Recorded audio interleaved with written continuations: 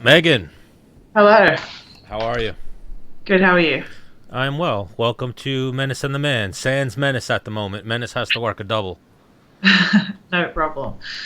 So, what did we catch you in the middle of? Nothing. I just had a nap earlier. You had a what? So, A nap? nap, yep. That's a good way to pass time during this quarantine. Yeah, it was pretty good. So, how are you holding up during all this? Um, I don't, nothing's really changed for me. I'm a pretty boring person. Like, I don't do much anyway, so it's not like I don't really go out and do a lot of stuff. So I get to play more video games, I guess. All right, all right. What games you playing? Right now, I've been playing the new Call of Duty Modern Warfare, like Season 3. Okay. What system are you on? I'm on Xbox. I'm a PlayStation 4 guy. Yeah, I get so much shit for that. I don't get the shit. You see, there's a lot of memes going around right now, especially with the quarantine. People have a lot of time on their hands. Have you seen them? They're saying like, so a PlayStation 4 player punches like this, an Xbox player punches like this, and then a person who complains about what system you have punches like this. You know, like a lot of memes like that going around right now. Oh, that's awesome. Okay, so what are you playing? Anything else, or just Call of Duty right now? I have the new Doom Eternal, so I've played that a little bit. But really, I've been trying to get good at this whole battle royale stuff. And how are you? How are you? Are you? I, dr- I dread the gulag. Oh my god, I hate it so much. I'm actually horrible. Like not horrible. I'm not good at the game yet. I'm good at the gulag. Really? See, Yeah. sometimes I'll be fire through the gulag, like one shot kills, and then I'll go on a stretch where it's just rough. I'm like, how are you not dead? Like I'm pretty sure I'm shooting you in the face. Like how are you not dead? So how many hours a day would you say you're gaming? I would say at least like 5 a day. Really? And now I, I've noticed you live stream now on Twitch. Is this something new? I'm about to start. I just got a webcam, which has been really hard to find because everyone bought them for work because they have to Really? work now. So Yeah. the webcams have been like MIA. So I found one, and so I'm about to start doing that in like we're gonna test it out over the weekend. So yeah. Okay. Are you looking forward to that or? I am, but I'm also like a little nervous. For people to watch me epically suck. Yeah, but it's a good thing. You know, you're giving back to your fans a little bit. That's actually how our show morphed into video. Was Menace is a video game player, Oh, and that's all. he used to Twitch, and then it turned into from that us deciding we should do video. Oh, that's awesome. Yes, I noticed you have a little podcast thing as well too, right? I do. I have a YouTube channel that I've kind of like made it my own now. So I kind of put out like a whole heap of different content, like fight breakdowns, interviews, happy hours, which is my new fun thing to do because I get to drink margaritas and answer questions. uh, we've brought out some fight camp video type stuff, like behind the scenes. So it's kind of a bit of everything. And how often are you doing the happy hours? Um, I don't know, like I kind of have done one like back to back weekends, so I don't know if I should make it like a weekly thing. I haven't decided yet. Well, what's ladies' night Thursday night? You should do it every Thursday night. Well, see, I can't continue that once this all goes away because I got to train. So Just I will like set I guess like a day or a time that is consistent and like it doesn't get in the way of training once that kind of all starts again. you could do like some placebo effect thing though. Get a bottle of vodka, fill it with water, and then just keep drinking with people. Yeah, I could. Well, that's what we plan to do. Like me and one of my friends who I game with. Actually, he's they're on Instagram too. Video game tats. We're gonna stream together, and some of the games that we might play is like every time you die, you gotta take a shot. Yes, something that me and Menace do sometimes when we watch fights. That's what we do. That's awesome. We'll have like, but we wind up just drinking constantly. So it'll be like every time your guy gets punched, you got to take a chug. Every time you lose a round, you got to take a chug. Every time your guy gets taken down, you got to take a chug. So I can get. yeah, usually by like the second fight, we're a little tipsy. That's awesome. So now, are you training in this downtime or? I'm doing what I can. Like I'm doing some one-on-one sessions with my strength and conditioning coach and with James, my coach. So we're doing as much as we can. Yes, I'm a big James Krause fan. Yeah, We have talked about you in the past. You worked a little bit with Caleb as well, Mental Sensei, a little bit, yeah. or at least spoke. Yeah, Menace worked with him as well, and then we've had him on the show.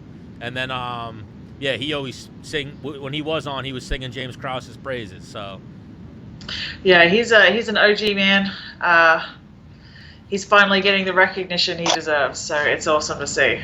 an OG and a fucking stud. Like that last fight, what'd he take on 19 hours notice?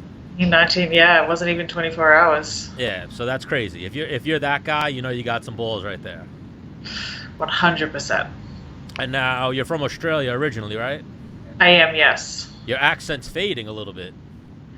I wouldn't say like I've got a really strong Australian accent, but every now and then, just because I've lived here for so long, that I'll have like a bit of an American twang. But for the most part, I hope I stick predominantly with the Australian accent. How long have you been in the States? I've been here for about 4.5 years now. Oh, so that's not that long.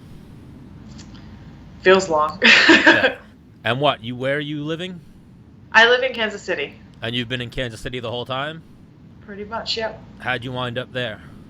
Well, my management at the time managed James, and that's how I kind of got connected with Glory and James in Kansas City. So, And now, when you're traveling for your fights, you're seeing the world's a lot different than Kansas City. yeah.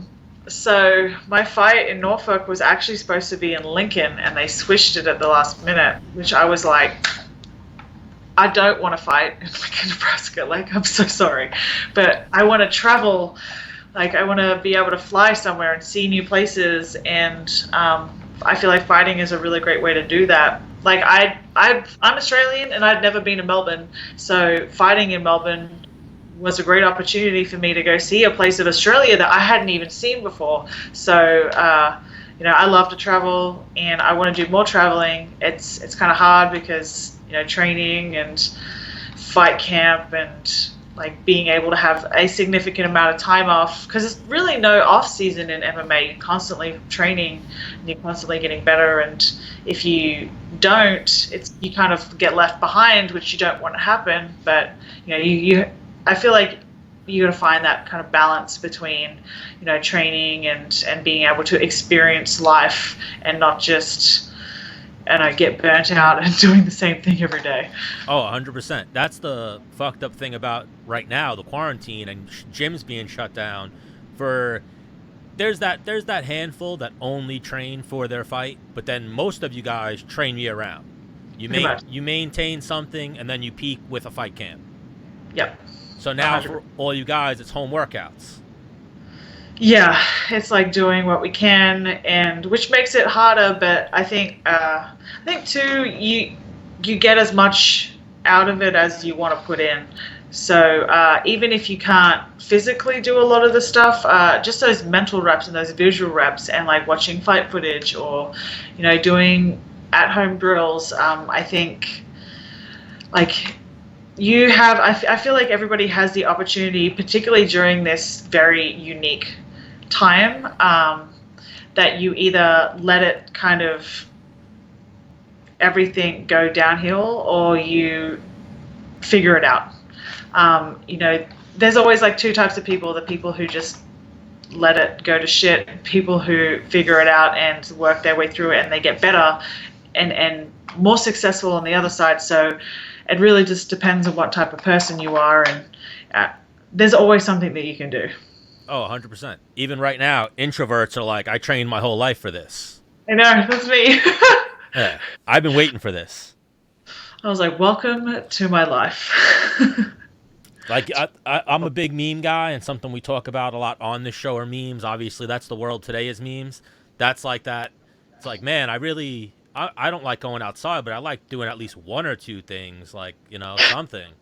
Like I want this. Like I seen one the other day because I love memes too. That's all I do is just like find memes and send them to my friends. Even if they don't laugh, I get a good laugh out of it. But I seen one the other day. It was just like I want this all to end so I can be an introvert on my own terms. Yeah. A lot of my conversations are just memes back and forth.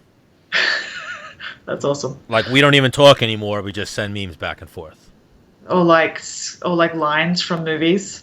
Yes, I do the movie. I'm a little older. No, not older, but I'm out of the movie lines, if you will. Now I'm memes. Nothing but memes. Nothing but memes. Okay. Nothing but memes.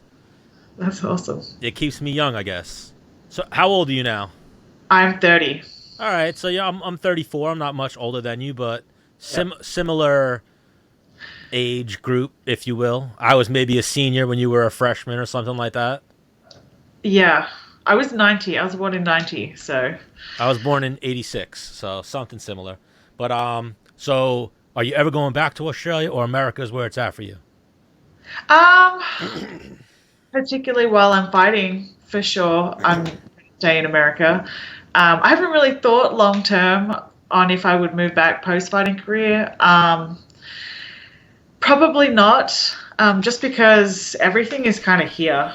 I'm interested in kind of transitioning into more of like an analyst post-fighting career, and it's easier to do that here because everything is here. But I haven't really given too much thought about it. I'm just fighting for now and doing my thing. All right, so and I've seen that as well. You've done some work with, what is that, Invicta? Yeah, I've done some work with Invicta as an analyst and as a commentator now, which was really cool. And, Shannon gave me the opportunity to come in on the last Phoenix series event. Myself and Jimmy Smith were able to commentate that fight, which was an amazing experience. And I've also done some stuff with the ESPN SportsCenter Australia. So the guys over there are awesome. And I'm excited to do some more work with them this year once this all kind of ends. If this all ends. Yeah, well, I just seen today in Kansas City the stay-at-home order's been prolonged to May 15th. So it's they've added like another 2 weeks or something like that. I think that's gonna be everywhere. Yeah. Like I'm in New York, so I'm where it's like heaviest, whatever it is. We're the most fucked up here, apparently. But that's because we have like something crazy. I said it once on the show. I think it's 28,000 people per square mile. Damn. Or something. Something crazy. So we're all on top of each other. So we're fucked. But Kansas City, I've never been, but a little more spaced out, right? Yeah, it really just depends. Like where I live, I'm kind of south in more of it's like a developing kind of neighborhood area, so it's not super busy. So whereas like if you in more of like downtown Kansas City, there's a lot of people down there. Okay. And so now it's Kansas City and that's it. Are you planning on moving somewhere else one day? I have no idea. Like maybe if the opportunity presented itself, and it was a logical decision for me and my career and what I wanted to do. But at least while I'm fighting, it's Kansas City because I have my gym here and it's convenient. Now, your own gym, or you're talking about the gym you train at? The gym I train at. I for sure don't have my own gym. What'd you say? I for sure don't have my own gym. Why, you don't feel like you're ready to teach people? No, like I've never really like aspired to have my own gym or to be a coach and stuff like that. I have done some coaching at Glory, which I enjoy and I love to do, but like I'm kind of at a point right now where like I really want to focus on solely just training and fighting, and getting more opportunities to go and do things. I need to have the flexibility that I don't have to worry about trying to find somewhere to cover my classes or, that type of stuff. So I took a step back from coaching this year. so I can kind of focus on my career solely and getting more opportunities to be able to travel and do more analyst work or do appearances or whatever it may be. Now, did you have anything lined up fight-wise before this whole thing happened? No, I was lucky. Like I fought maybe 2 weeks before 2 or 3 weeks before everything kind of got crazy. So I feel like incredibly blessed that I was able to fight and I was able to get that paycheck because a lot of fighters like we don't get paid like other sports. Like a lot of us we live paycheck to paycheck, so we live fight to fight. And the people who over this period of time that weren't able to get that paycheck, like man, I kind of feel for them. And I know Dana kind of came out and said like, don't worry, we're gonna have the same fights and you'll get the fights in your contract. I said, and then that's all well and good, but during this couple months where like fighters were expecting a paycheck that they didn't get, like what are they supposed to do during this time? Like that's what where I'm kind of like, hey, this is like something's got to change. Like we need to have a salary or something because like when shit like this happens, you're leaving your fighters literally with nothing. Oh, 100%. And something that irritates the shit out of me is like we don't consider ourselves MMA media. Me and Menace always say we're just two idiots that get fighters on and we ask you questions that other journalists don't ask. I hate the people that are saying like, oh no, fighters don't need to fight, blah blah blah. Yeah, they do. They want, if they're willing to and they want to, they need to. Where you can watch it on TV, it's not the NFL, it's not Major League Baseball. Exactly like you said, you guys don't get a contract or a salary. I was looking like a couple of weeks ago. I was watching like because I follow Sports Center, and they were putting up all the stats for like the NFL contracts because they were kind of doing all that a couple of weeks ago with the current roster before they do the draft. I was looking at some of those contracts. I'm like, you've got to be fucking kidding me!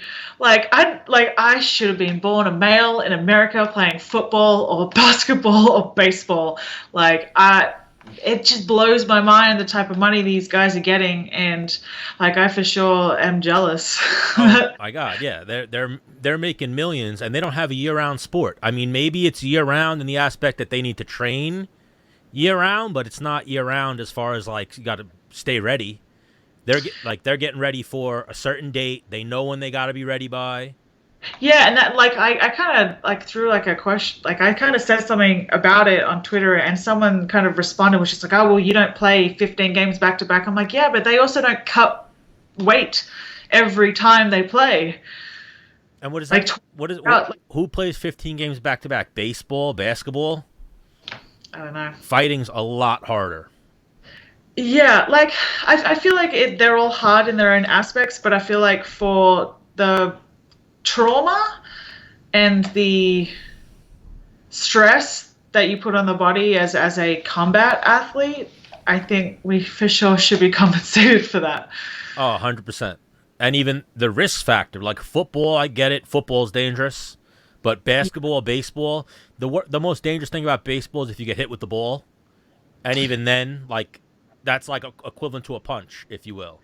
And that's like, I would say like, in terms of trauma, I would say like football and MMA are very similar, and like combat sports, just for the fact like it's not just the game that you're getting the trauma. It's like the hits, the punches that you're getting in training.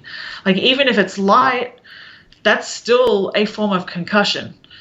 Yep. And with football, like they aren't doing that type of training year round. MMA, we are.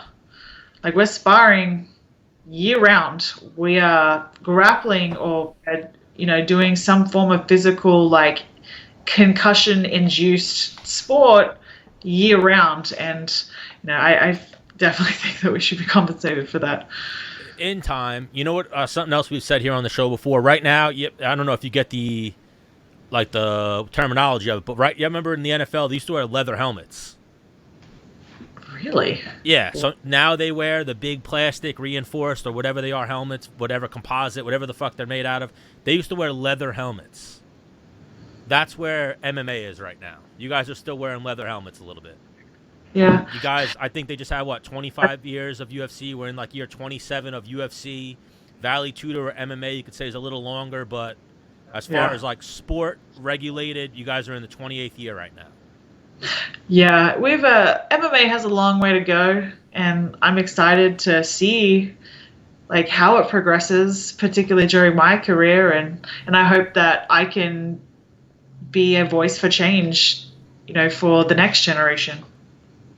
But we touch on it sometimes here, but we try to walk on eggshells a little bit as best we can, just so we don't get the backlash. You got to watch what you say, too. Yeah. Oh, I know. Yeah. Oh, I know. Like, you can't talk bad about Reebok. But then it's weird, because some people can talk shit about Dana, but then other people can't. Like, some people have talked shit about Dana, and then they got rewarded for it. Other people have talked shit about Dana, and then got fired, the rug taken right out from under them.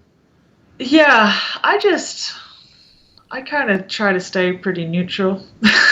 Yeah, and even the fans, the fans hate on Dana a lot too. I fucking love the guy. Oh, he's such a smart businessman. Yeah, like such a smart businessman, and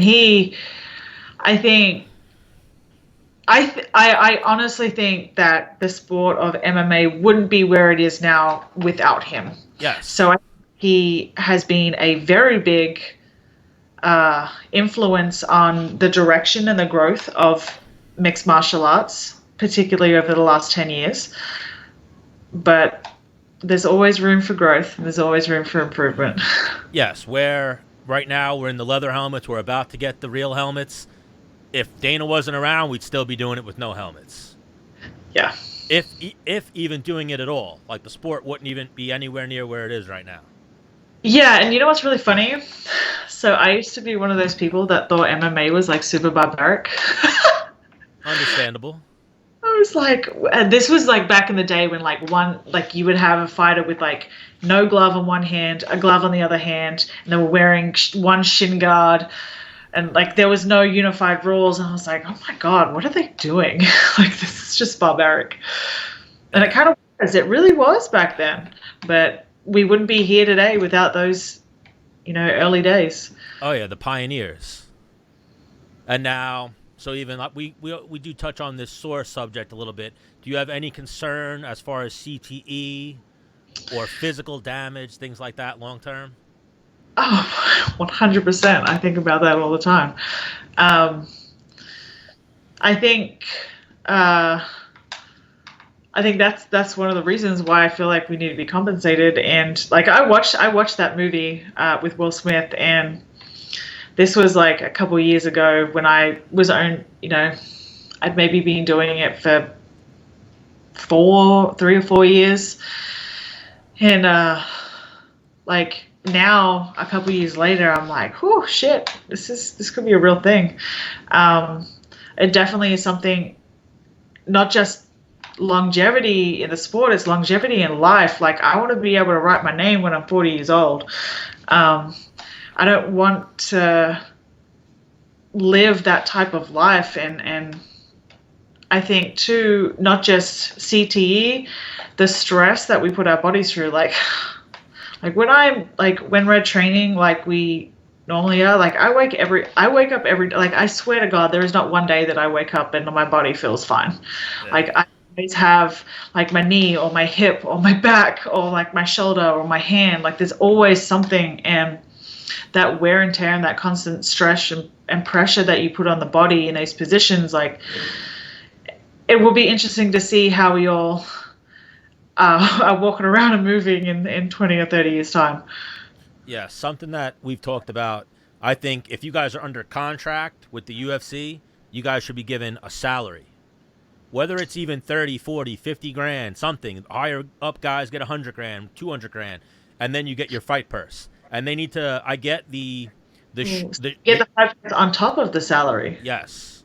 Well, I like that. Okay. And then then what they should do is, and you'll definitely agree with this, get rid of the show and win. I get for the promoter side, the show and win is going to make you theoretically fight harder because you want that other 50 or 100 grand. You're going in there to win anyway.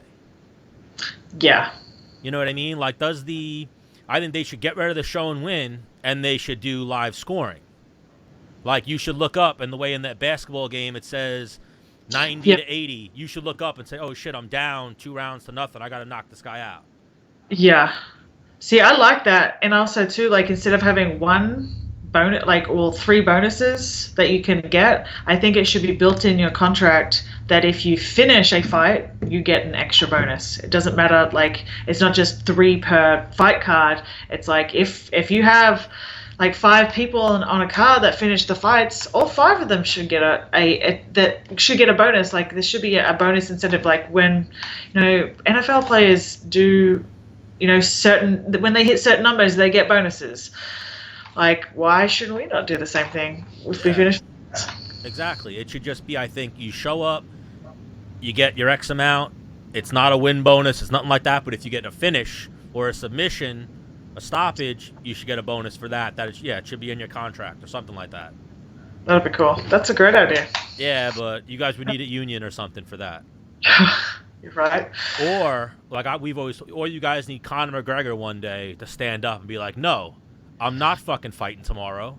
You're gonna fix everyone's contract or something like that, Yeah, like it's gonna take one of those big guys to really help that idea, but those guys that are in a position, or girls that are in a position to do that, get paid very well, so they don't need to. Yeah, and it's an individual sport. So, yeah. Well, that's even something, not to attack him, but like with Khabib recently. Like, that Khabib, like, whatever, went to Russia and then was saying, he did like a social media post and was like, I don't need to fight. I'm not the coronavirus. Like, look at celebrities and all these other people are staying home. Why does Khabib have to go fight? And it was like, because there's 20 other guys on the card that don't have Khabib money, that need Khabib's name to sell the card and make them bigger stars. And that's what I feel like too, is there needs to be a balance for fighters. Is, I think, so the NBA do an amazing job of marketing all of their athletes. Yes. And they make stars and names out of all of their athletes. And that's where I don't think they do that in MMA. They pick their big 5 or big 10. And you just see the rotation of content about those guys. Like, what's going to happen when Cowboy retires? What's going to happen when McGregor doesn't want to fight anymore? When Khabib doesn't want to fight anymore? You haven't built anybody up. Nobody knows who anybody is. And, like, a perfect example, Alex Volkanovski. I love the dude.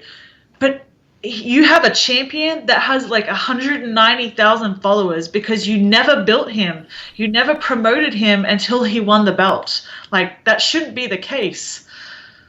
Like, they need to, I feel like, and this is MMA across the board. This isn't just UFC. This is MMA across the board. They pick their certain favorites, which is cool. Like, I get it. It's a business. But what happens when those fighters either don't deliver, or they move on, or they retire? Like, you have like a whole up and coming group of people that are amazing athletes, and they should have the following and the recognition that they deserve, but nobody knows who they are because you haven't promoted them. Yes, Volkanovski is a great example of that. Like, he's one of my dudes. Like, I fought in a couple cards with him. I am 100% on, like, Alex Volkanovski, and the only time I, like, will ever go against Max Holloway is if he fights Alex Volkanovski. But that's a perfect example because, like, you have a champion who is on, like, a 10-fight win streak that nobody knows because you never promoted him for his, like, 7 fights he had in the UFC before he had his title shot. It's not like he came in with, like, a couple fights. He's been in the UFC for, like, 4 or 5 years. Yeah. Oh, we just had Alex on the show, actually. Yeah. After playing phone tag a little bit, because, I don't know if you're familiar with him. His coaches when he's in Thailand at Tiger Muay Thai, the Hickman brothers. Yeah, I think so. Like, the name rings a bell. They train Valentina a little bit. They trained Alex Volkanovski a good amount. They train a little bit with Adesanya, Tai Tuivasa. A lot of Australian guys or New Zealand fighters and Russian fighters. They used to go out to Tiger Muay Thai. It used to be super big. Yeah, they trained Peter Yan too, I believe. They trained a bunch of guys. But so they went to, the younger one went to college with Dennis. So that's how we've always heard of Volkanovski before he was champion, Alex Volkanovski. So pretty much every time he's fought, no matter who, like he's fighting Chad Mendes, I'd be like, oh, I don't know, fucking Chad Mendes is good. Dennis would be like, Volkanovski's going to win this fight. See, that was me. Yeah. Like, because I fought Kat Zingano on that card. The guys are like, nah, like, Chad's just hits too hard. He's too good. He went out there and finished him in the second round? Mauled him. Yeah. Like, absolutely mauled him. Like, I was like, I told you so. And then, like, every one of his fights, like, he's countered the Jose Aldo fight, or Jose Aldo, however you pronounce it. Same thing. He went out there and, like, clinically beat Aldo. Same thing with Max. Like, he is so, like, underrated, and I think that is part and part of the marketing on the UFC. Well, Menace didn't even know how good he was. Menace just knew what the Hickman brothers were saying. And so it happened with Valentina. They kept saying, nope, Valentina's the best. So every time she would fight, Dennis didn't even know much about her. Would be like, if they're saying she's good, she's good. I love her so much. She's such a beast. Like, can she just stop being so amazing, please? Yep. And now, like, even like with Volkanovski, we were talking about, he pretty much, other than a rematch with Holloway, the division's kind of cleaned out right now. Yeah. There's the Korean Zombie, and then everyone else kind of needs to fight and figure it out. You've got like Zabit. You've got some up and comers too, which they all need that fight or two. They're all a fight or two away from it. 100%. Like, he kind of cleaned through it all. Yes. Last time we had him on too as well, we were talking about shoeys. Yes. I've seen you do a shoey or two in your UFC career. So we didn't have a real shoe because me and Dennis had both on flip-flops. So Dennis had like a glass boot. Oh, my God. Yep. What's that movie? You ever see Beer Fest? No. Oh, they drink out of a glass boot. It's like a drinking game. So I had to do a glass shoey for Alex Volkanovski. Oh, my God. and now with the whole quarantine, I owe him an actual shoey. So I'm not going to do a shoey now for you because we said every time we get an Australian fighter on, I'm doing a shoey, but I owe you a shoey. Okay, excellent. I will hold you to that. Are you doing shoeys in your happy hour, or is it a little more classy? Just a little more classy. You're drinking some margaritas up in here. Like wine glasses. Yeah, I have like these really like cool fancy margarita glasses. So I'm like, we'll just go with some Jose Cuervo. All right, what's your drink of choice? Tequila margaritas, for sure, my drink of choice. Okay. Now, extra salt, of course. Another question we always ask, so now fight camp starts. When are you cutting back on the alcohol? I usually won't drink during camp. If I do, like, it won't be much, and I won't at least 6 weeks out. Like, like nothing at all. Like it's not really hard for me to not do that. And like even now, like I don't really drink much except like maybe we'll have like a couple on the weekends. Like it's, I don't know, and that was kind of one thing that I kind of thought about when I did start to drink again, because I didn't drink for like 5 years, and like because I was in like a bad place and I was using alcohol in the wrong way, and that was kind of one thing that I wanted to make sure this time is, you know, I wasn't going to slip back into those kind of like unhealthy habits and using it as an escape for not dealing with shit or anything like that. And so I've kind of tried to be responsible about it. Growing up a little bit. This whole adulting thing is really hard. Yeah, we have a beer sponsor here at Menace and the Man, Great South Bay Brewery, so we always... Oh, that's awesome. We always have something to drink. Well, that's convenient. Yeah, you know how it is. I video game, but I don't live stream or anything like that. Like, that's something Dennis will do, too. He'll live stream his video game, and then he'll do, like, every time I die, I'm taking a drink. Every that's time. Awesome. Yeah, so, you know how it is. You got to enjoy yourself. 100%. So, a couple other questions I got for you. Felicia Spencer, someone you fought already, about to fight Amanda Nunes at 145, your division. We don't know if this fight's going to be on Fight Island or if they're going to find a state for it. But Dana White says May 9th, these two are going to fight. They're both in America, so it's probably going to happen. Who do you got in that? I don't know. I'm definitely am going to be watching that fight, obviously, but I think Felicia is incredibly tough, and she brings some skills to the table. I just looking at her last fight against Zara, she struggled to close that range, and she kind of struggled a little bit with Chris as well, with like the striking, and someone who is physically very strong and is very well rounded. And I think it's going to be harder for her against Amanda, because Amanda is very crisp with her striking. She fights very long. She has a ton of power. She's an incredible athlete. She's very well, in the wrestling areas and on the ground as well.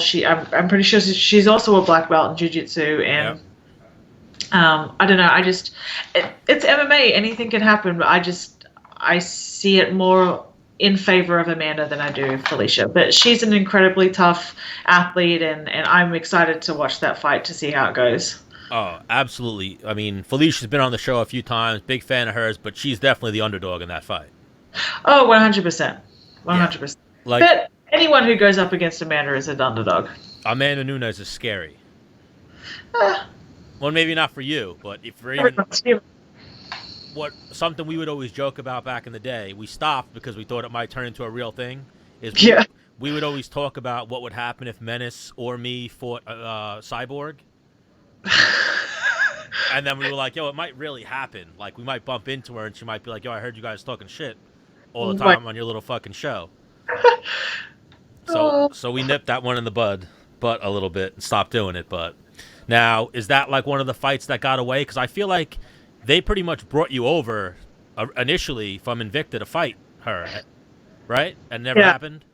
Yeah, and that's always been a fight that I've wanted, and we'll see what happens. Like I have one fight left on my contract, so we'll see what happens after this fight.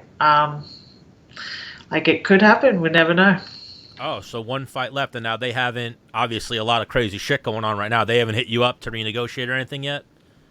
Yeah, I don't really have a lot of control of, my management kind of do all that for me. So, but I told the UFC, Tim, my manager, spoke with Mick recently, and I told them, hey, because there's a lot of fighters that are like, oh, I don't really want to go out of my house right now. I want to say, I told them, I was like, hey, I can make weight on a week or 2 weeks notice. If you need me to fight and it's a favorable matchup, I'll be there. So I'll fight whoever. I don't give a shit. I'll make weight. I could make weight next Friday if I needed to. My weight is so low, so that's not really an issue for me anymore. So it's I'm down. If they want me to fight, I'll fight. I don't give a shit. So something that we do have here that works for us is, obviously in real life you can't be like, yo, what do you weigh to a girl? But because you're a fighter, we know what you fight at. Roughly, what do you walk at? So is it a tough weight cut to 45 or not too bad? It's not as bad as it used to be, but I definitely have to be on my shit. The heaviest I ever got was 176. That was before the Holly Holm fight. That was rough. But we've changed so much up with my training and my diet. And so I very rarely see above 160 these days. Okay. So yeah, that's 15 pounds, right? Yep. Let me make sure. I don't do a lot of math because I don't go out of the house anymore. So all right, 14 pounds we'll call it. So yeah, that's not that bad. So if they offered you a fight for Fight Island in a month, you'd be all over that. I'll do that in a week. Yeah, I've seen some people that are, I don't want to go out of my house. I don't want to train. I'm not a perfect example. A friend of the show, Aljamain Sterling. Yeah. He was like, I'm not interested in accepting a fight. I'm not interested in talking about a fight because the world's kind of shut down. But then you see Henry Cejudo, for instance, a guy who he could have fought, was like, I'm in training right now. I'm doing a quarantine camp. I'm getting ready. I have 3 or 4 people around me all day, and I'm getting ready to fight in May. Yeah, and I don't. I'm not, I'm not above payday. Like we talked about earlier, we don't get paid a lot. So if I can get a payday, I'm going to take a payday. I need to put me and my family or what, my life, what my career, whatever you want to call it. I need to put my financial situation, whatever it is, first. Like, and if that means an opportunity comes up to fight, I'm gonna take it. Like, I'm not above a payday. I think a part of it too is what part of the country or where in the world you're from. Like Aljamain being from New York, it's considered pretty bad here. So it's like, it might be a little more risky for me to fuck around outside or go in the gym and do stuff than, I don't know what the numbers are like in Kansas City, but I know in like California, they're supposedly not too bad. Arizona, they're not too bad. Other parts of the country might be opening up, but New York we're fucked here a little bit. I think like here in Kansas City, like it's projected to peak at the end of this month, so that's why they're extending the stay-at-home order for another 2 weeks. But we'll see what happens. Like, one thing, like as I'm sure you know, interviewing James is we have something different at Glory. Like, our mentality is different. Like, we're all ready to take a fight on like a week or 2 weeks notice. And that's why we train all year round for these opportunities. Because I feel like this is one of those times where, whatever sport you want to be in, like it's kind of an excuse to not do anything, not train, eat whatever you want, get fat, get out of shape. That's going to hurt you in the long game, because it's going to be so much harder, so much longer for you to get back into the shape that you need to be in to start camp or to start whatever it is. And that's why, like, all of us at Glory, man, we're staying in as best shape as we can, like keeping our weights down, because eventually this is going to end. And you want to be ready straight away for those opportunities. You don't want to have to be like, no, sorry, I'm like 40 pounds from weight because I didn't do anything for 3 months. I haven't done anything. I haven't trained. I didn't keep my weight down. I wasn't disciplined. And hold up, like, I need 3 months. I need a 3-month camp because I can't make weight. Oh, yeah. Like, you've seen how the UFC is. If they offer you a fight and you don't take it, they go, okay, we're going to move you down here a little bit. 100%. And, like, you're a professional athlete. Your body is literally, like, how you pay the bills. Like, why would you let it get to a point where you're not able to do your job? Mm-hmm. Like, that's, I don't know, that's just our mentality, and we're ready to take fights on short notice if need be, and we'll be ready. Yes, we spoke, like I said, a little bit about Mental Sensei. He was going to hook us up with James, and at one point I think we had him, like, tentatively on the show, but we didn't get him on yet, but we'll work on that. But we finally got Megan Anderson. We made it work, yes. Yes. So before we let you go, a question we always like to ask is your dating life. What is that like? I don't know. Right now, non-existent, I'd imagine, because of the quarantine, or do you have a boyfriend? Anything going on? What's going on with you? I like to keep my personal life pretty private. I don't say anything about anything. Nobody knows anything. Okay. What is your type? I don't know. Oh, so you keep it that vague. Mm-hmm. You're not even going to let us know if you're into men or women? Nope. Okay. We'll leave it up to our imagination. We like that. Keep it interesting. So now I'll get your gamer tag and we'll try to kill some people. I'll show you how to handle the gulag, and let's go. We'll squad up one day.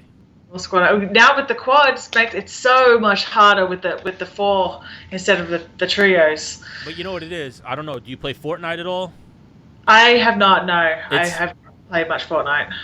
Call of Duty with the Battle Royale, same thing as Fortnite. You got to work as a team. If you're going to play squads, it has to be like a team moving like you're a fucking... Oh, 100%. Like, every time like you split, it just goes to shit. Yeah. Like, you have to go as a group everywhere. Yes. So what you'll get in Fortnite a lot is you'll drop in as a squad, and you'll get the people who just start doing their own thing. Then when they die, they start yelling in the headset like, "Come get me, come get me!" It's like, bro, you shouldn't have fucking left. Now the whole team's gonna die to come get your card. You know? It's like, why'd you leave? Yeah, you fucking just killed the whole team. So you gotta. That's the one piece of advice I can give you. Stick with the squad. Stick with the squad. Got it. But watch me giving you advice. Then when I get on, you're like 10 times better than me. I'm getting better. I'm putting in some solid hours, so I'm getting better. I'm pretty good though, so I'll give myself that. I'm not bad at video games. I have a lot of time on my hands. I feel like we all do right now. Everyone's playing video games. So before we let you go, what do you think of Fight Island? Like, you think Dana should be putting that on? You're happy with the fighters getting the fight? I can kind of see both sides. Like I can see, everyone in against, like, oh, like we're in the middle of the pandemic. But on the other side, I miss live sports. I'm sick of watching reruns of everything. Like, I want to see some live sports again. I'm a huge fight fan, so if he's going to put fights on, I'm going to watch. Like, I don't care. And I feel like each individual is responsible for their own actions, and if they want to go fight, who am I to judge? Yeah, that's where, I'm not speaking down on Dana, but that's where he messed up, was trying to do that fight in California. California is a fucked up state. The Democrats and the politicians in California, they're like, they don't fuck with Dana. They don't fuck with the UFC. They're not into it, so they shot that down immediately. California, too, their athletic commission is like the strictest as well. The athletic commission is good. Because it wasn't the athletic commission that shut them down. It was a politician being like, I don't like the way that doesn't feel right to me. I don't like that. Yeah, and like obviously, if you're under Disney, like they're very family friendly, and they're obviously not going to do anything that's going to be very bad for public relations. So I 100% understand their decision to. Yeah. Dana was trying to keep it quiet, and he wasn't letting people know where the fight was going to happen. Yeah. And then once they finally let it out, people started sending letters, and the whole thing got shot down within a day. Yeah. Crazy. Yeah, that is crazy. But like, I hope that May 9th can happen. Like I would like some live sports again, and I think hopefully this all kind of doesn't go away, because it's not going to go away for a long time, but it kind of lessens in the next couple of weeks, and we can all kind of get back to some normalcy. Yes, and hopefully it happens with the UFC, and they are the first sport back, and it continues to make the sport blow up, and you guys can get some more money. Yeah, that would be nice. I feel like we're all not too good for some bigger paydays. Yes, absolutely. All right, Megan, we appreciate the time. Thank you for joining us. Thank you to Jassy. Is it Jassy or Jackie? I thought, is it JC? Yeah, it might have been a weird spelt Jackie, but thank you to JC from Paradigm for setting this up, and we'll talk to you soon. Don't be a stranger. No problem. Thanks so much for having me. All right. Be healthy and well out there. I will. You too. Goodbye.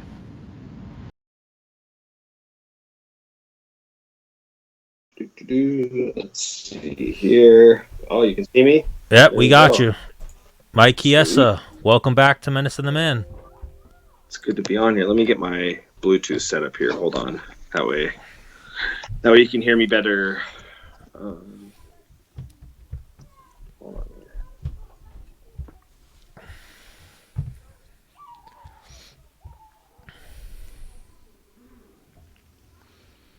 And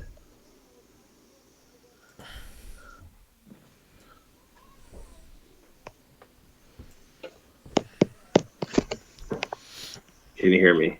I can hear you. I cannot see you. Oh, here we go. Now For we some got him. reason I can't. Oh, there we go.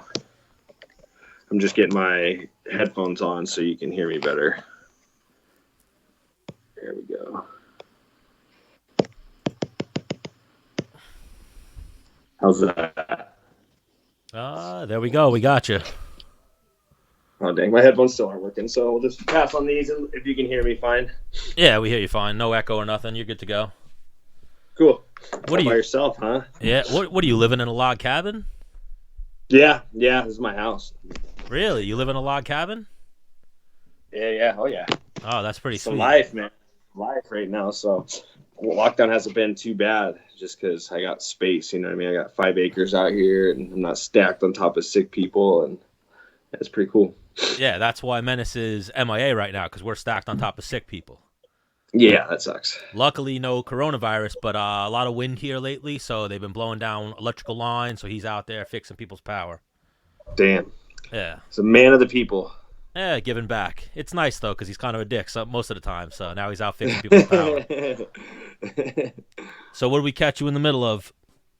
Right now, shit, we just ran some errands, and now I'm tearing down my old pool fence. Gonna get ready to open the pool out here, and I'm just really just kind of catching up on a lot of like housework stuff. Like I live on 5 acres, and my house was a repo house, so there's an endless amount of work to be done, and for me, like in between fights, I don't really do a good job of like just hanging out and getting stuff done. I just kind of stay in the gym, so I'm really just kind of taking advantage of the time. I got like 3, if projected, May 4th is supposed to be when this ends. So I have 3 weeks to get a bunch of shit done. So they're saying May 4th in Seattle. In Spokane. Spokane. Yeah. Yeah. All right. Yeah, we were just talking to Megan Anderson, and she said Kansas City is extending their thing to May 15th. Wow. Yeah, and I don't know if it's because they're closer to the East Coast. I mean, Washington, we got hit hard. If we were like the first epicenter, we were the first like hotbed for this stuff, and our numbers have been really low. But then we had an incident like today where there was like 19 cases confirmed in like a nursing home in Spokane, and we're a small city, so we'll see what happens. The thing that sucks is honestly, I mean, even if it doesn't sound like they're just going to open the floodgates and let everything go back to normal, it sounds like it's going to be like a progressive thing. And it's like, I don't really see them opening the gyms. You know what I mean? And that's where like the biggest challenge arises for me is like, I don't know, like I want it. Like hearing about, the Fight Island and they're going to have fights in Vegas and stuff. It's got my wheels turning again. And it sucks because I see a lot of the guys that I want to fight. A lot of them are still training. A lot of them have gyms and a few training partners. And I don't really have access to a lot of that stuff. So it's like, I'm not in a position where I can jump in there, you know what I mean? And I don't want to let some of these matchups slide through my fingers, but on the other side of things, I can't I'm not just going to take a fight and not adequately prepare like I have for the last 3 fights. You know what I mean? I think something we spoke about with Alex Volkanovski a couple episodes ago, I feel like it's going to become your home workout versus someone else's home workout. You know what I mean? Yeah. And that's fine. But it's like for some other people, they still have like, I'm from a small team. We're a very small team, small gyms, and it works. I mean, I believe I can win a world championship from Spokane with my teammates and the coaches that I have here. There is no, I should say like deficiency in terms of like coaching, and my preparation's been great. But right now in this type of situation, I don't have, like you see the guys in Florida. It's like, you got Kamaru Usman and Aung Song Lang and Gilbert Burns training together, and they got Hooft coming over and holding Pat. They can make it work. You know what I mean? Whereas for me, I'm not in that type of situation. You know what I mean? So, I'm going to start getting the ball rolling. I'm ordering some equipment for the house and stuff, and getting some maybe if it comes down to having to do these home training his home camp versus my home camp, and we fight, I got to start preparing in case that's the situation. So I'm ordering some equipment and getting I might import a Brazilian. I think I'm just going to import a black belt and just have him just live with me. That's what Cejudo did. Yeah. We had Eric Albarracin on the show recently, and what they did is they set up like a little quarantine camp at Henry's house. Yeah. It's like one Brazilian that they brought in to mimic Jose Aldo. It's like the one other guy they have working with them. Like Jose Torra, and then Eric Albarracin's coaching, and Henry, and that's what they got, a little quarantine camp.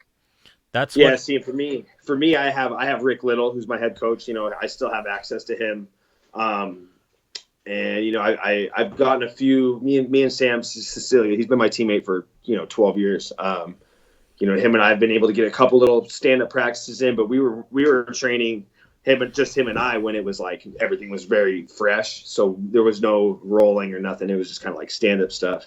But it's like he's like the Menace. He's got a job too. He's running equipment and stuff. So there's not a lot of full-time guys around here. Is Sam Cecilia still fighting? Yeah, he's still fighting. Yep. He's just right now it's a matter of when. You know what I mean? It's just we're all just kind of waiting in the fringes. It's a really interesting time to be alive, man. This is crazy. This is one for the history books. You know what I mean? This is something else. Real crazy times. And then For I can't fight, imagine what it's like where you guys live. Long Island's a little different than the city, but it's still fucked up out here. The crazy thing Yeah. about here is, like, literally, like, you ever see what's that movie? I Am Legend. Yeah. They could literally blow up the bridges right now, and we are stuck here. Yeah, that sucks. Like, unless you have a It's, boat, you're stuck here. yeah, that's true. So we're in that type of situation here. But yeah, it's pretty bad. We have the highest numbers, so we're probably not opening up in May. I think we're going to be pushed off till June. Yeah. Which sucks and is crazy, Yeah. but I've seen a lot of guys here. They're doing like the home thing, the backyard workout, the training in their garage, having a few people come over and do stuff. But yeah, the gyms aren't opening here anytime soon. Yeah, and that's you gotta. Here's the difference for me and a lot of guys is for my position and which I have a similar position to a lot of people, but I don't have a family to feed. I don't have kids. I don't have I have 2 dogs, a fiance. My house payment is $1,600 a month. I'm not having to shovel out $4 or $5 grand a month for my house payment. I'm living. I'm fine.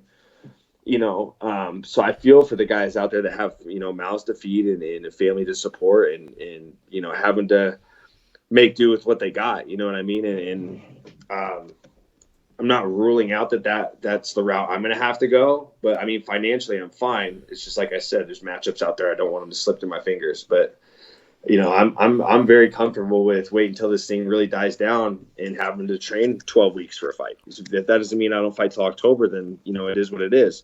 July was what I was aiming for, but we're getting to that point now where beginning of May is 8 weeks out and I haven't grappled in over a month, and that's weird. That's the longest ever since I have been like 12 years old, 11 years old, since I started wrestling. This is the longest I've gone 20 years. This is the longest I've gone without some type of wrestling or grappling or anything.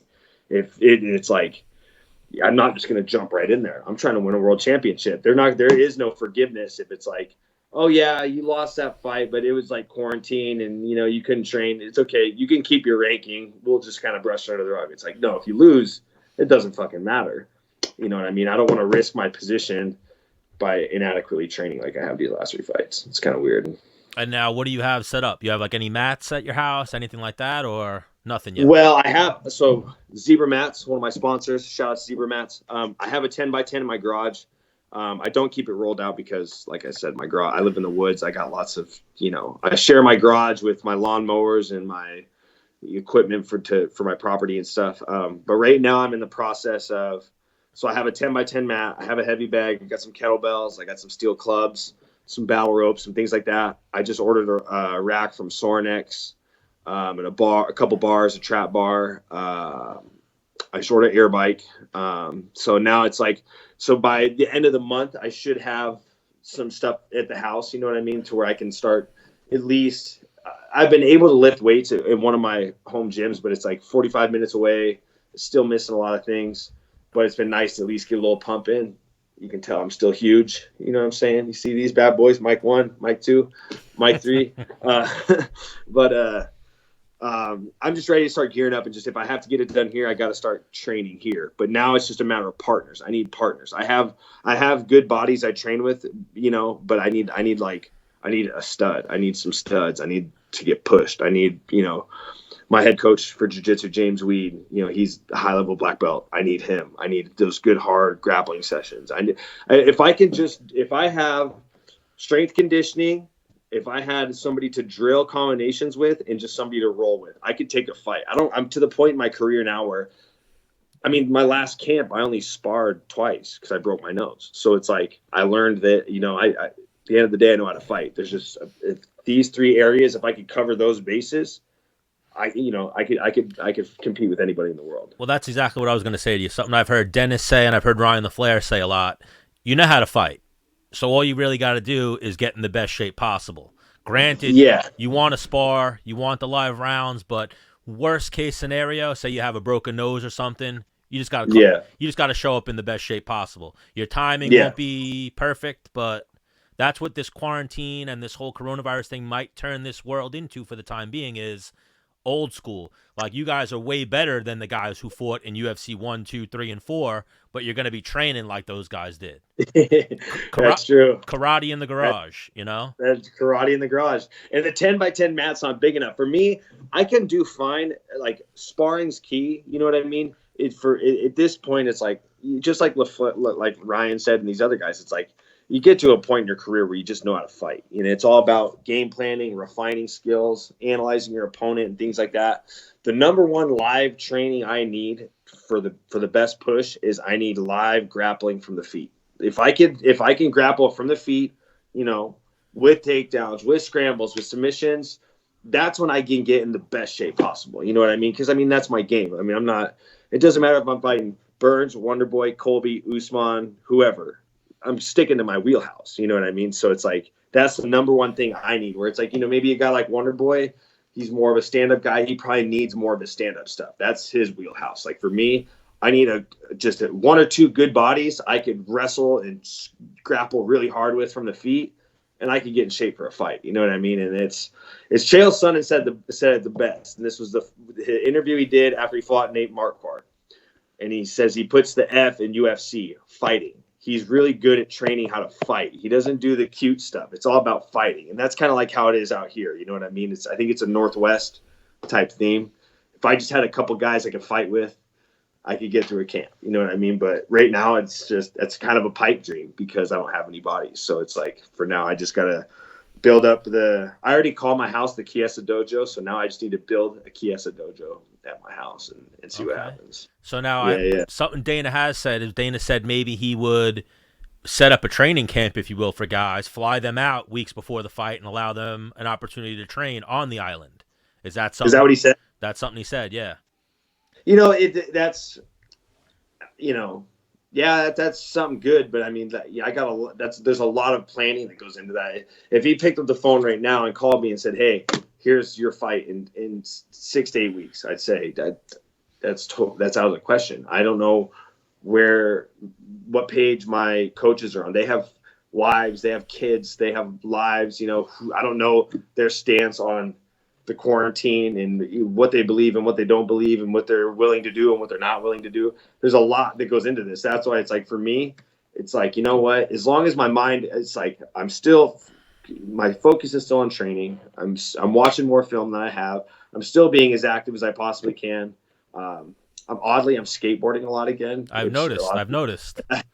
Yeah. And you know what, people can say what they want about it, but you want to get a good fucking workout, go skateboard for a couple hours. You know what I mean? But I'm not in bad shape. I got out of the snack phase, dude. With the first 2 weeks of lockdown, I was such a fat piece of shit. I mean, I was we're talking copious amounts of marijuana and fucking like 2 boxes of cereal at night type shit. And I'm over that phase. So my weight's not as bad as you would think it is. I was talking to Felder and we were swapping numbers and it was bad. Why, Felder's bad right now? No, I'm not. It's not my position to say what Paul Felder's weight is. He knows what it is. That's my guy, though, Dr. Paul. I hit him up because if there's one thing I have in relation with Paul Felder, is him and I are both genuine fat kids, and we like the same stuff. So, like, you know, whenever I'm like, if he's getting ready for a cut or something, or he's in a camp, or I'm in a camp, vice versa, we're always like saying stuff to each other. I'll post a picture, and he'll be like, "You're looking big. What's your weight?" I'm like, "Oh, you know, it's 208. No big deal." So, bro, I'm not going to say his number. I'll let you ask Paul Felder what his weight is. I'll ask him. But one of my favorite things with Paul Felder is, you see the things that Bilal Muhammad does? Yeah. Where he does, like, "What's up? It's your boy, Paul." Yeah. Bilal Muhammad's fucking hilarious. That guy, the Tony Ferguson workout video might be the best one he's ever done. I asked him today, so I obviously put out a few feelers to see who wanted to co-host, but I guess I just waited till the last minute too much.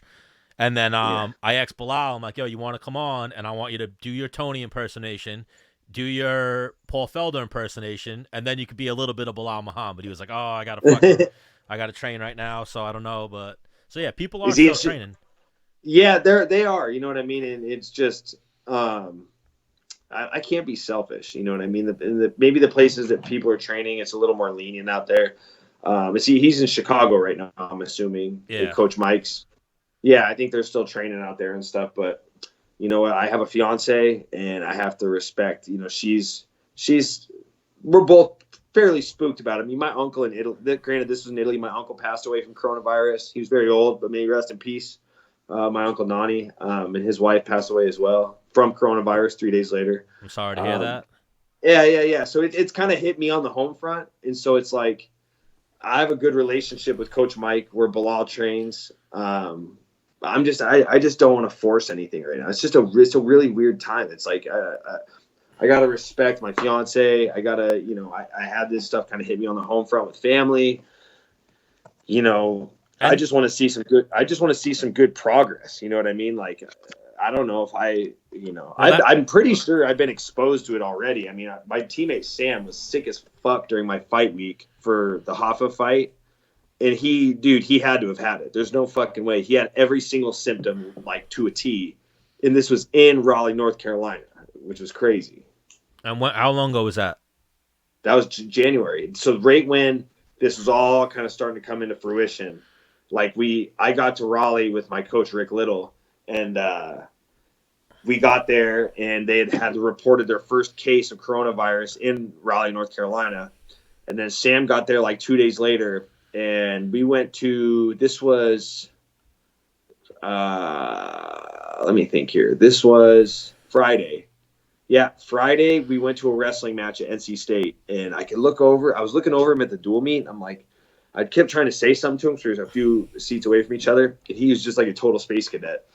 And after the match gets over, he's like, man, I just don't feel right. Something's just coming out of left field. I'm feeling like I'm getting sick. So him and Austin go and train that night. And this is after weigh-ins are over. This is Friday. Him and Austin go and train. And afterwards, he's like, I need to go rest. I feel like shit. So the next day, Saturday, the day of the fight, I get up to go do my shakeout. And Austin, he's sharing a room with Sam. He's like, dude, Sam is up in the room. He has like he's burning up. He's got a huge fever. He's like sweating. He's got this nasty cough. Dry as fuck, like just like every single bad symptom a human being could have. He had it the day of my fight. So this was like the first time in my career, aside from him not being in my corner, I didn't warm up with him. I didn't shake out with him. He literally, like, we got to the arena and he just kind of sat in the corner of the locker room, like away from everybody, tucked in the corner, just like stay away from me. Like, he was super sick. Yeah, I feel like that's going to be a lot of people's stories once they come out with this antibody test and they start really figuring it out.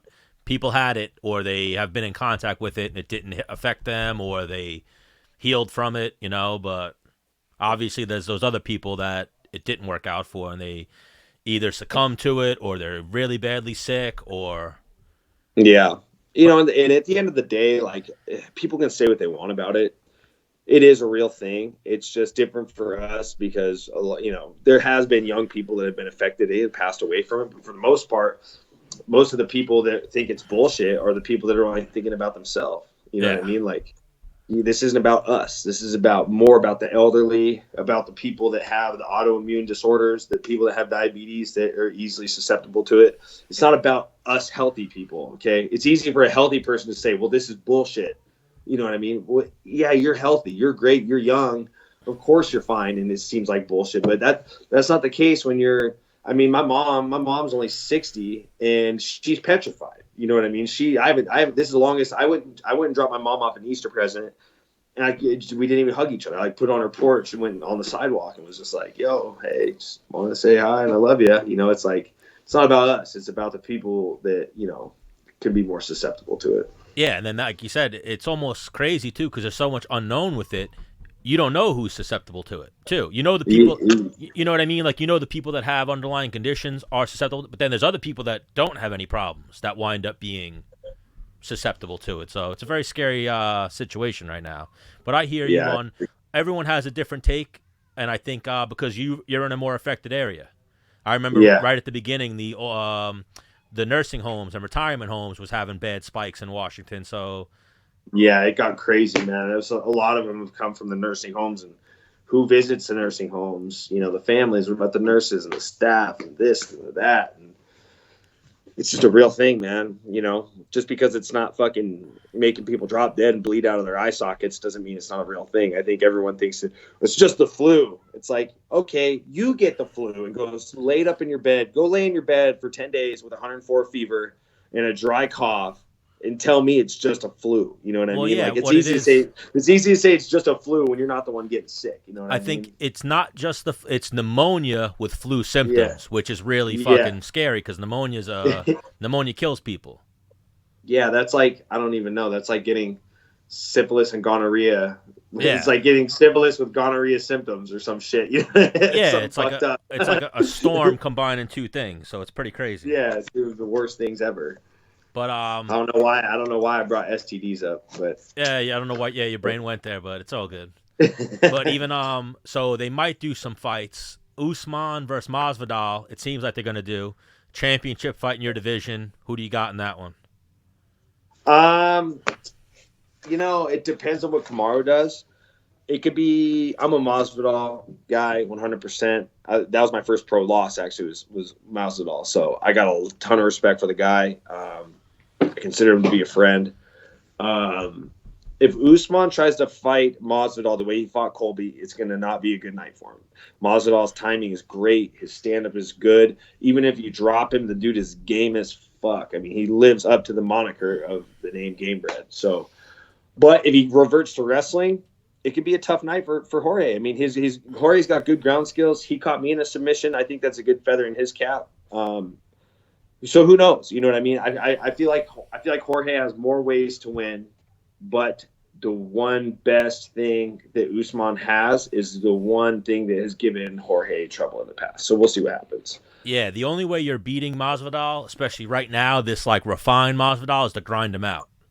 Exactly. And like when Maya beat him, which was barely beat him by a split decision, you know, and he was able to get takedowns and stuff, but that wasn't the Jorge that we're seeing now. The Jorge we're seeing now is a guy that's, you know, this is a 16-year veteran who's 34 years old, and a lot of people look at that as a bad thing. No, that's a great thing. If you can get into your mid-30s and still be fresh and still have fight, that's a dangerous man. You know what I mean? That's the more of a veteran you are, the better you fight. You know what I mean? It just depends on how much damage you've taken getting up to that veteran point. He doesn't take a lot of damage. So he's a dangerous man right now. And I'd love nothing more to say that,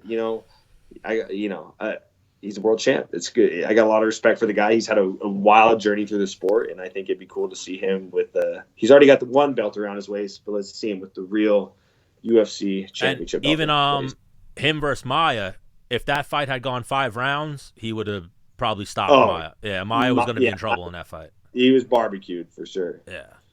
But yeah, I'm a huge Masvidal fan as well, but I also big Usman fan. So it's a tough one. Even I know Menace has a very good relationship with Usman. It's a tough fight for us to choose, but yeah, it is. I gotta always go with Masvidal. I can't Did they say something about it today? I've been kind of away from social media for the day. I haven't seen anything, but I've been just organizing what I was doing today, the show wise. But they were talking about doing it on the Fight Island, which apparently is a real thing. Dana's saying it's a real thing.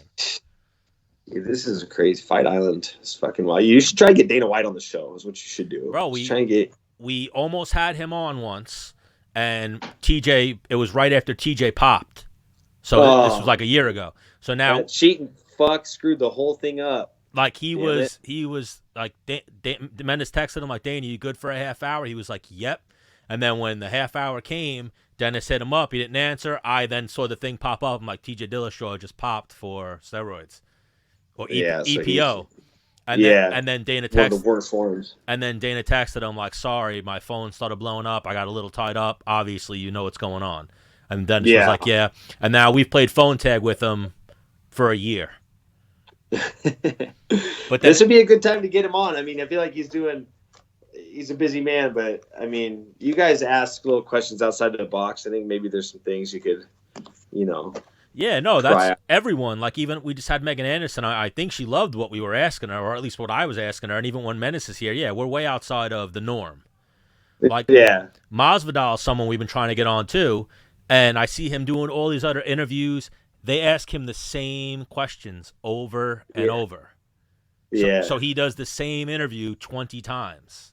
Yeah, that sucks. Where we want to talk about a little bit different stuff, video games, and a little bit, our questions are a little different. So, Yeah, I saw you guys were talking about pulling out the other night. That was a good one.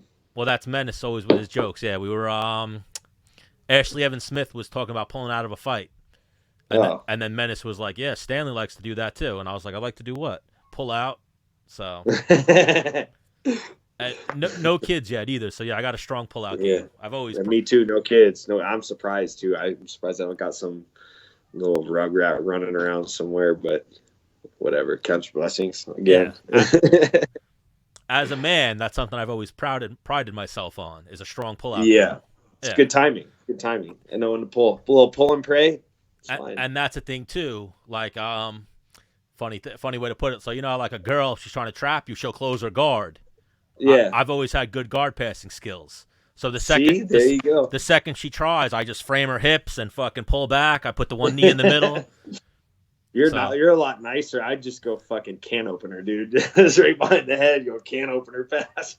But then you got to pull out. So then you got to get your shit out there, Yeah, that could be a wiry situation. Yeah. So I've seen you and Gilbert, another good friend of the show. Yeah. You can't not like Gilbert Burns. I love the guy. He's fucking awesome. He's amazing.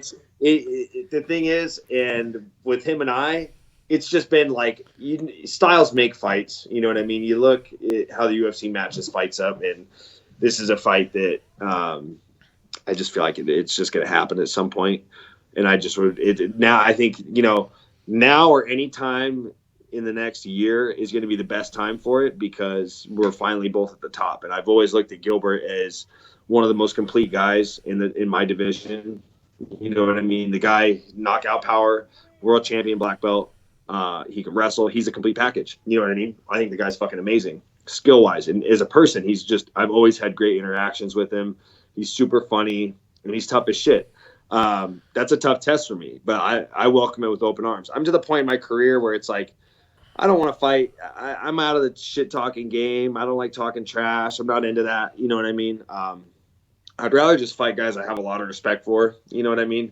Because when you fight the guys at the top, the ones you have a lot of respect for, then it doesn't sting as much if you lose. And I don't think that I will lose, but worst case scenario, it's like losing to Kevin Lee fucking sucked ass. Like, that guy sucks. As a person, he's awful. You know what I mean? Where it's like, losing to a guy like Gilbert, it's like, fuck. Yeah. At least it's a good guy. You know what I mean? At least I like him. You know what I mean? Like, whatever, live and learn. Yeah, lose to a guy like Gilbert, I'll end up down there training with him. You know what I mean? So whatever. But I think I can win that fight. And at this point in my career, I feel like I can beat anybody in the world. I've always had the thought in my head. I've always thought that I could do it, but now I have the belief, getting through that last fight, just with the tough camp, tough opponent, tough matchup. I've always thought it, but now I believe I can beat anybody. You know what I mean? So that's not any type of disrespect.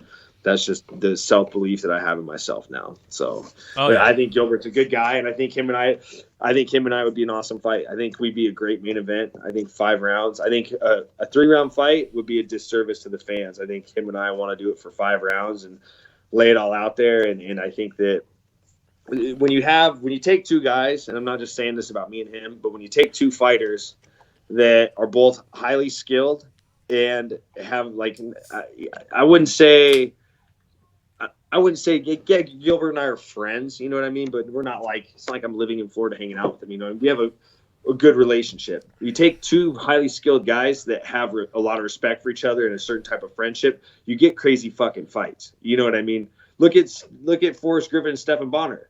They're kind of like buddies going into it. You know what I mean? Like, sometimes the best fights don't happen between the guys that hate each other the most. Sometimes it happens with the guys that are like, you know what? We're friends before. We're friends, going to be friends after. But in between this 15 to 25 minutes, I'm going to fucking beat your ass. You know what I mean? Sometimes those make the best fights, and I think that that's the type of fight that me and Gilbert would give the fans is it's going to be one of those ones where, we'll be buddies before, we'll be buddies after, but we're going to get after each other, and it's going to be fun. So we'll see what happens, Whoever it is, whether it's him, whether it's Wonder Boy, whether it's just anybody that's above me, whoever it is, it'll be fun. Yeah, I saw it'd be an amazing fight, and that's what it is. Mutual respect. You guys will raise your level up a little bit because you respect the guy so much.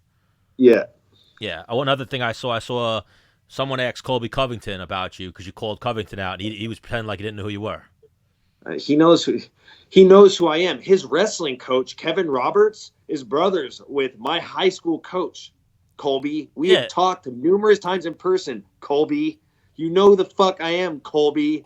Nobody believes you, okay?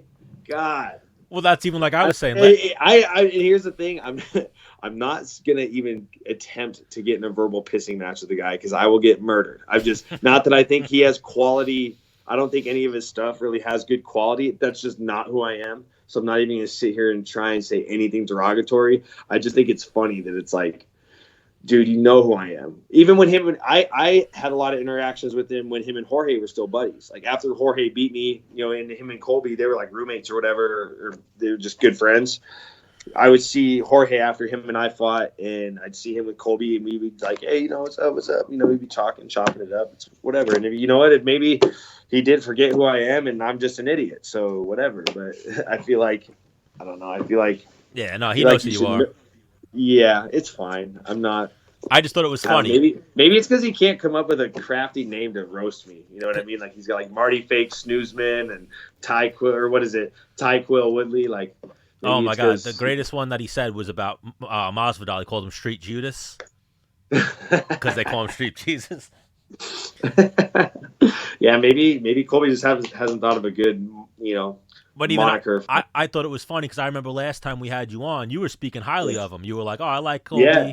Him versus I respect the shit. I mean, as an athlete, not Gilbert's a guy that I respect as an athlete and as a human. You know what I mean? Yeah. Colby as an athlete is stellar. I mean, the guy's got a third lung. He's a All-American wrestler from Oregon State. Skill wise, the guy's very tenacious. He's tough. I mean, you can say what you want about the guy, but he fucking fought with a broken jaw. You know what I mean? That says something. That there is. We see a lot of the bad stuff because of what he says and what he puts out in the media. But to me, when somebody does what he did, fighting with a broken jaw, it shows that there is good character underneath that skin. You know what I mean? Because a guy, usually you would think a person that talks the way he does with his antics, you would think he's got no heart. You know what I mean? And he showed that fight with Usman. He's got heart. He's got character. He's got a lot of good human being attributes, but they're just very much overshadowed with the shtick that he likes to put out into the public. You know what I mean? So it's an act. And you know what it is? He saw what Chael did, and then he basically is Chael, but he's harsher. He says more. It's not that he's harsher. It's worse. Chael's intelligent. That's the difference. There will never be another Chael Sonnen because Chael said a lot of very harsh things, but he did it in a very intelligent manner.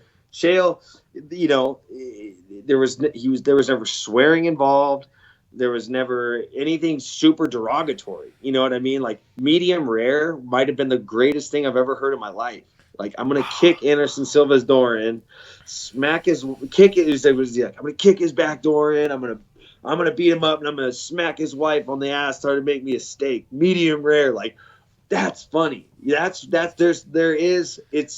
maybe not funny if you're Anderson Silva, which that's very okay. You know what I mean? But for the rest of us, there's some humor in that. But it's like Colby hasn't said anything funny. It's just all like very like you're just throwing daggers. You know what I mean? Everything's got harsh, sharp edges. You're really trying to like pierce skin here. Whereas Chael's not trying to pierce your skin. He's trying to sneak his way under it without swearing, without calling you names, without anything. He's just like, it's just he's trying to get under your skin. He's not trying to pierce your skin. You know what I'm saying? There was one time though where Chael went like there. He was talking to Tito Ortiz at a Bellator press conference. You remember? That was the funny thing is that just shows how Chael is like there's nothing. Everything was on the fly. Like that guy.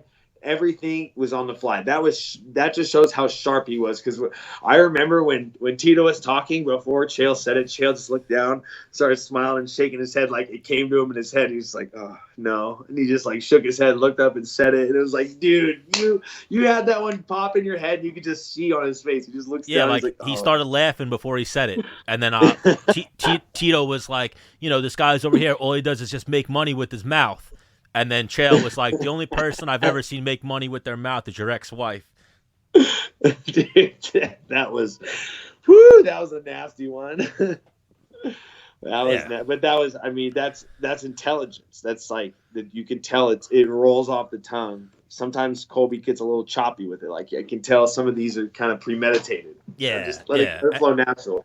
Colby is more like similar to Cejudo. They're very cringy. Where Chael has a way with words and it comes out so fucking smooth that you just like he could say something messed up and you'll be like, I think I'm siding with Chael on this one. Dude, the funny thing about Henry though is he is so opposite of what he puts out there. You know, like Colby's just kind of quiet. Like once he kicked off the shtick, I never really talked to him once he kind of like started to kind of do his thing. He's just kind of quiet and kind of keeps to himself. Henry's just like so laid back. Like you talk, like I had interactions with him before the Triple C bend the knee shit started, and I'm like, I like this guy, you know what I mean? And then when the antics started, I hadn't seen him in a while. I'm like, God, what a douchebag! Like Henry's such a douche. And then I see him at the PI, like after he wins his second title. He's like, hey, he goes, hey man, what's up? I'm just like, I forgot. I do really like you. I got thrown off for a second because in between the two times I'd seen him was when the storm of Cejudo came bearing in on the MMA world and just rained shittiness on us. And like, I forgot that I liked the guy. He's so laid back, but it's like, he'll be chill. He's kind of lackadaisical. The second, like, all right, film something. He's like, shh. Bend the knee, starts going crazy. You know what I mean? Like you have this on and off switch. It's just, it's funny. Oh, and yeah. I say, Henry Cejudo, I have a message for you. Bend the knee to Michael C. I took his own shtick from him. You see what I did there? Just ripped it right out from underneath him. And then he probably sees you say it and it's like, man, that was so cringy. Is that what I sound like? But yeah, him. Look, man, I remember that guy. You know, sometimes that's what you got to do in the sport to get ahead. You know what I mean? Winning sometimes is not enough, and that sucks. Menace had that too, though. Menace bought into the character, and when we had Henry on the show, he was like, oh, I bet you Henry's not going to come on. And I texted Henry. Henry immediately answered and was like, yeah, I'm good to go. You guys good? And then I showed Dennis a text. He was like, oh, I'm proven wrong. All right, never mind. Yeah, see, sometimes, and that when some people have to play that part, you forget about who they really are. You know what I mean? And that's human nature. You know what I mean? Like, Henry's a good guy. You know, I'm sure deep down Colby's a good guy. You know, he's just an asshole in the media. You know what I mean? And he knows that. It's not like I'm saying anything derogatory. He knows what he's doing. You know what I mean? I've partied with Cejudo. Cejudo is one of the coolest guys I've ever met. Like fighter. Dude, he's awesome. Yeah. He's awesome. He's a character. And it's funny because how laid back he is. You just look at what he's done and you're like, man, it's just crazy. He's very competent. I got to defend Colby a little bit. I have a lot of mutual friends with Colby, and they say off camera, like without the shtick, he's the same. One of the nicest guys in the world, totally cool. Yeah. But yeah, you know, same with me. The times granted, I haven't had an interaction with him in a long time. Yeah, but he was always great. You know what I mean? That's why it almost caught me off guard when this whole thing started. I'm like, whoa. You know, the Brazil, you're a dump. I was like, whoa, Brazil's great. I like Brazil. I wouldn't say it's a dump. Every place in the world, you know, Washington State's my favorite place in the world, but there's places around here that are dumpy. You know what I mean? Every place you can't just call Brazil a dump. Yeah, everyone's got their ghetto, especially after he beat Damian Maia. He beat a legend, the national treasure, and then started talking shit about Brazil. Yeah, that's harsh, man. You're playing with fire there. Yeah, but they all don't make him like Michael Chiesa, so you know how it is. No. I tried the trash talking, and I lost 2 fights in a row, so I'll never do it again. I'm never gonna. That wasn't karma. That was the universe. The universe said, you know, Mike, this is not who you are. You're just gonna. And it's weird that I'm even talking in third person. That's so. I mean, so corny. That's not a. What did I see? Bleep that one out. Don't use the G word. I don't want to get lambasted for using that. Nah, yeah, I'm just not meant to talk trash. That's just not who I am. But even one of the funniest things I saw recently, I think it was Brett Okamoto. Yeah. You said something. You called him out on something, and then he on his neck beard. He's like, "Don't you ever talk about my beard? Yeah. Don't you ever talk about my beard?" I'm like, "Oh, you got me, Brett. Dang it, 1-0, Brett." I'm getting my ass kicked. I'm getting my ass kicked by the media lately. Brett smoked me with that one, and then me and Luke Thomas are having this Topanga Kelly K debacle. Oh my God, I seen that too. Your team Topanga? Because listen, man, it's not all about the looks. It's about the complete package. And even Skeeter ran through that on Saved by the Bell. Like, come on. Like, Topanga is like a wholesome, great woman. You could trust her. Like, Kelly is like whoever the first string quarterback is. You know she's going home with him. Like, that's not. Oh, so you're going past looks.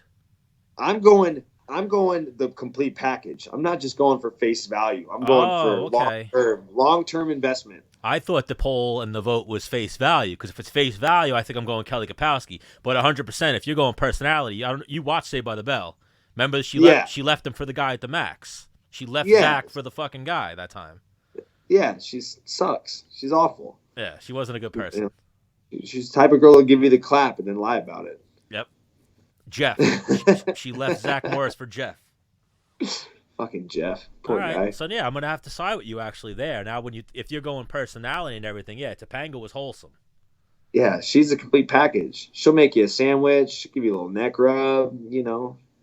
I think that my fiance has shades of Topanga, and I think that's why I'm marrying her. You know what I mean? She's a great woman. Right, babe? So now, fiance, did you guys have a wedding date yet, or... No, thank God. It's we were planning on next November, not this one, but the one after. Okay, because that's what I was going to say. Is this affecting it at all? But no, it's not affecting at all. You know what? Now that she's in here, I gotta ask, babe, will you come here for a sec? Does he not look like Chase? Does it not look like I'm talking to Chase? Yeah, it does. You look exactly like my buddy Chase Allen, and I don't know if it's the lighting, because I've never thought this before. But right when this interview started, I'm like, holy shit! I look like I'm talking to my buddy Chase right now. I'm like, this looks like Chase. That's funny. And he's a great guy too, so that's a compliment. Well, I told you. I remember. I don't know if you remember the last time you were on. I told people used to call me Chiesa. Yeah. I used to have long hair, like you on the Ultimate Fighter back then. You were on the Ultimate Fighter. I was living in Florida. I had the long hair. And people at American Top Team were calling me Chiesa. They would call me Chiesa and Guida. That's funny. So they'd be like, Guida. Chiesa, get back. Chiesa, get back on the mat. Or if I had my hair tied up in a bun, they'd be like, Guida, go with him. And I'd be like, oh man, these names are gonna fucking stick. So then I remember I told you I went up to Tony Ferguson and I was like, yo, you wanna do some rounds with a bootleg Michael Chiesa? And he was getting ready to he was getting ready to fight you. Yeah. So he went El Kukui and was ready to fuck me up. Yeah, you woke in the beast. You woke in the boogeyman, El Kukui. Luckily, I avoided that ass whooping by going to a Bellator in Fresno, so I wasn't there when he wanted to train. But that's perfect. You lucked out. I would honestly, Tony Ferguson is the type of guy I would rather fight him than train with him, because training wise, you're probably going to get just as fucked up. So I'd rather fight him and get paid for it. I don't know. Menace has trained with him, and Menace said he's probably a gamer, Tony Ferguson, more than a practice room guy. I can relate. I've been told by a lot of my teammates I'm the same way. I'm not a good. Everybody in my city has a story about how bad they used to kick my ass. Every fighter that I've ever trained with in Spokane, there's a ton of them that are like, oh, I used to. There's guys around here. I'm not going to name names. They own schools, and I've had students of theirs leave their schools to come to ours and be like, oh, the talking point of Sensei blah, blah, blah was he used to talk about how much he used to beat your ass. So I'm like, yeah, well, your Sensei's like got 5 wins and 10 losses on his record. So definitely he's a gym guy. No, I'm not a gym guy. Were you like that in wrestling too? I really wasn't never that great at wrestling, honestly. I mean, on my best day, I was like a second string varsity guy. You know what I mean? So I just didn't develop as fast. I was kind of like a late bloomer, I guess you could say. I missed a couple seasons in high school because I broke my leg, and then I was just kind of like a late bloomer. You know what I mean? But nonetheless, still love it, and it laid the foundation for where I'm at now, for sure. All right, so real quick before I get you out of here, Justin Gaethje versus Tony Ferguson. It seems like that fight's going to happen. Well, it seems like it is going to happen, and it's an interesting matchup for a few reasons. You got Gaethje, who's ultra durable. I worry that the way he shells and covers is going to leave him susceptible to the elbows up the middle.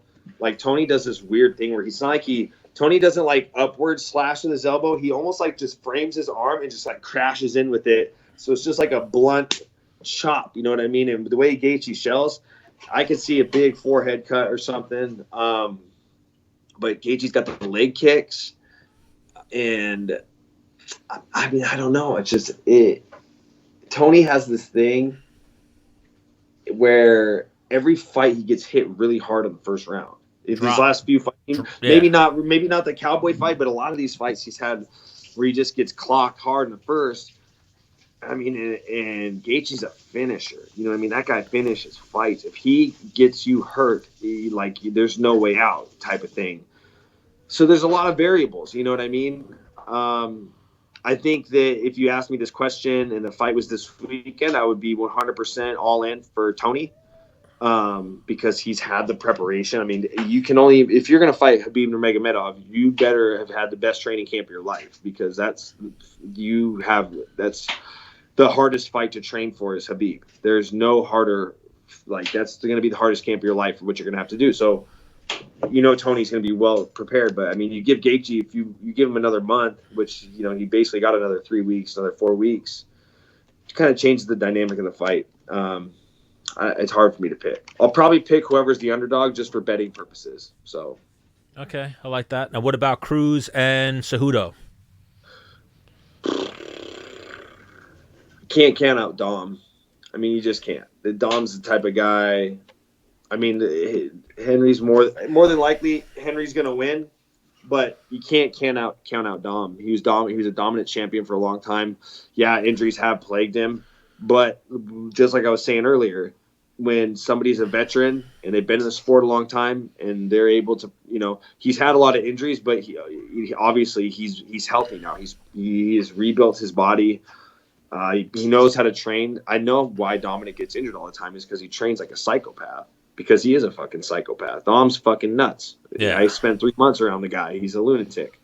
We'll see. I mean, more than likely Henry's going to win, but Dominic has a way in the way that he moves, in the way that he fights, that he can win rounds. You know what I mean? If there's a finish, it's 100% Henry. If it goes to a decision, there is a good chance that Dominic can win that fight. I mean, when you look at I think Garbrandt was probably the toughest matchup for Dom because Garbrandt's if you want to beat Dominic Cruz, and I know I'm dragging this exit out, I'm sorry, but my analyst brain is starting to work. You're good. I'm trying to send you back to your life. You could stay as long as you want. Yeah. If you want to beat Dominic Cruz, you have to make him lead the dance. 100%. You got to make him lead. You know what I mean? There's a lot of guys out there. That I study in my division that you got to lead. You make them lead. You know what I mean? That's what Cody did best is he made Dominic lead that fight, and he actually countered. He's faster than Dominic. He's in my opinion, he's got better wrestling. Cody's the nightmare matchup for a guy like Dominic, and I know that Dominic, that was his third fight in a year. His plantar fasciitis was bad. I mean, his feet were bad. There's things I learned about his injuries that he had that the public probably doesn't know, so it's not my place to say. That guy probably shouldn't even have been fighting. So I think his body's preserved. His injuries are healed. I think he's going to give Henry a hell of a fight. Yeah. Dom has actually – so I love Cejudo. Big fan. He's been on the show. We're good friends with Eric Albarracin. But Dom was always like my favorite fighter. You know what I mean? I like the way he talked trash to people. I liked his fighting style. I liked getting hitting somebody and not getting hit, not taking damage. You know what I mean? Always been a big Dominic Cruz fan. So that's going to be a tough one for me to pick. But he hasn't fought in 3 years. Yeah. So – but now this quarantine opened it up for him. Yeah, but he doesn't believe in ring rust. And ring rust is a mental thing. And this goes back to what we were saying earlier about knowing how to fight. Dom knows how to fight. Dom knows what he's good at. Dom's been in a lot of championship fights. So I don't think it'll be ring rust. I think it'll be ring rest. You know what I mean? I think he'll be rested. I think he'll be good to go. All right. Your video just got pretty choppy, so that might be the cue to get out of here. Oh. I was gonna say I wanted to get a picture of Stone Cold before you get out of here, but we'll do that. Oh, I'll grab him. Hold on. Come here, buddy. Whoa. Here, Hammer.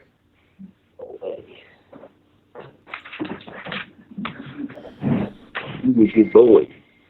Show the world how cute you are. This is the killer himself, Stone Cold Chiesa. Say hi, buddy. Yeah, we're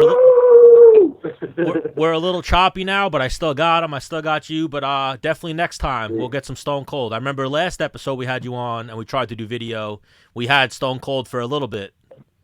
Yeah, we butchered. And yeah, that's one of the greatest names for a dog ever. So it's fitting for he's one of the greatest dogs out there. All right, well, thank you again for the time. Best of luck to you and the missus in the quarantine, staying safe and whatnot, and we'll talk to you soon. Awesome. Thank you, sir. All right, you're the man, Mike. See ya.